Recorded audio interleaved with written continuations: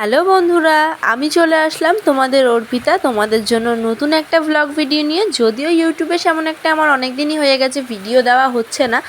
যাই হোক, তোমরা অনেকেই জানো আমি গেছিলাম বেশ কিছুদিন আগে দীঘা, মানে ওই 4-5 দিন আগে। তো সকালবেলা আমাদের পরের দিন, মানে যেদিন আমরা গেছি তার পরের দিন সকালবেলা উঠে আমরা রেডি হয়ে গেছিলাম। আর এখানে আমাদের রুমে দিয়ে দিয়েছিল লুচি, ছোলার ডাল, তার সাথে ছিল রসগোল্লা গরম গরম একদম।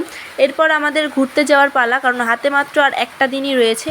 আমরা কিন্তু চলে গেছিলাম উদয়পুর বিচ। তো সাইডে রাস্তার ধারেই দেখো কত দোকানপাট, সানগ্লাস থেকে শুরু করে টুপি, রোদ্দুর যা চারিদিকে, এই কারণে কিন্তু প্রচুর দোকান ছিল। আর এখানে দেখো গিয়েই আমরা দেখছি জল চলে এসছে, সমুদ্রের জল।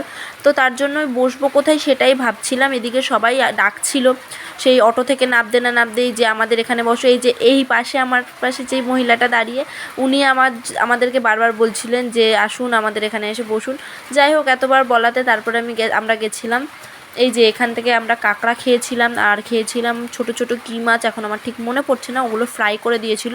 তো ওই কাঁকড়া আর মাছ ভাজাই কিন্তু আমরা খেয়েছিলাম। মানে দীঘার সমুদ্রে যাব, গিয়ে ওখানে গল্প করবো আর দীঘার কাঁকড়া খাবো না, সেটা তো হতে পারে না।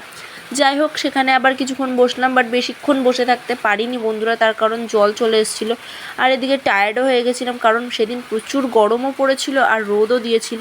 তাই ভাবলাম চলো এবার রুমের দিকে যাওয়া যাক। আর এদিকে দেখো আমি বলছিলাম, যাওয়ার সময় যদিও আমাকে গুন্ডা দুটো সানগ্লাস কিনে দিয়েছিল, বাট আজ মানে এখন রুমে যাওয়ার সময় আমার আর একটা সানগ্লাস দেখে দূর থেকে ভালো লেগেছিলো।